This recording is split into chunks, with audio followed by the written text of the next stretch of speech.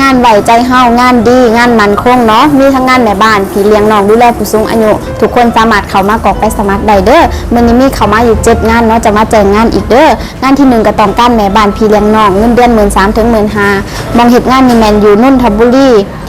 ปากเกร็ดเนาะมีนายจ้างอยู่3คนบ่มีสัตว์เลี้ยงเฮ็ดหน้าที่เบิ่งน้อง1คนอายุ2 ปีดูแลทุกอย่างที่เกี่ยวกับน้องเลยเดือน1เพิ่นมีวันหยุดหาย4วันบ่หยุดเป็นได้ OT วันละ500เนาะส่วนงานที่2จะเป็นงานแม่บ้านไปสายเย็นกับอันนี้เงินเดือน 15,000 มองเฮ็ดงานนี่แม่นอยู่พระราม3ซอย53เนาะมีนายจ้างอยู่6คนมีม้า4โตวเนาะดูแลให้อาหารม้าเข้างานนี่ 7:00 เลิกงาน 19:00 นาที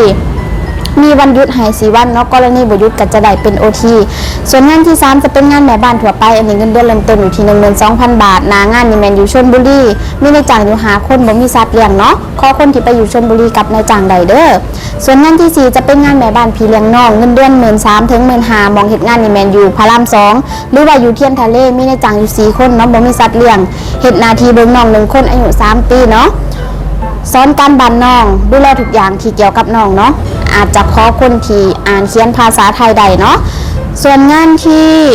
6จะเป็นงานดูแลผู้สูงอายุเงินเดือน 14,000 ถึง 16,000 มองเฮ็ดงานนี่แม่นอยู่วงเวียนใหญ่มีนายจ้างอยู่3คนบ่มีสัตว์เลี้ยงเนาะเฮ็ดหน้าที่ดูแลผู้สูงอายุผู้ชาย1คนอายุ70 ปี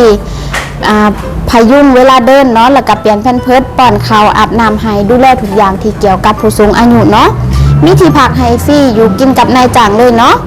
ส่วนงานพี่เลี้ยงน้องอันนี้เงินเดือน 13,000 ถึง 15,000 มองเฮ็ดงานนี่แม่นอยู่บางแคเฮ็ดหน้าที่เบิ่งน้อง1คนอายุ8 เดือนดูแลทุกอย่างในส่วนของน้องที่บ้านนายจ้างจะมีกันอยู่5คนเนาะแต่จะดูแลน้องเป็นหลักส่วนงานสุดท้ายจะเป็นงานแม่บ้านทั่วไปเงินเดือนเริ่มต้นอยู่ที่ 12,000 บาทมองเฮ็ดงานนี่แม่นอยู่ดอนเมืองมีนายจ้าง2คนมีนก1ตัวแล้วก็มีม้า4ตัวเนาะต้องดูแลแล้วก็ให้อาหาร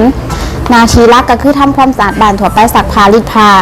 มีวันหยุดหาย4วันบ่หยุด OT วันละ500ถ้าผู้ใดที่ต้องการงานที่ข่อยอ่านไปนี่เนาะสามารถเข้ามากรอกใบสมัครได้เลยบริษัทของเฮาอยู่จรัญ82เด้อสำหรับมื้อนี้จะฝากงานไว้ซ้ำนี้มื้อหน้าจะมาแจ้งงานอีกถ้าใครอยากฮู้ว่ามีงานหยังแต่ละมื้อก็กดติดตามไว้เด้อสำหรับมื้อนี้สบายดี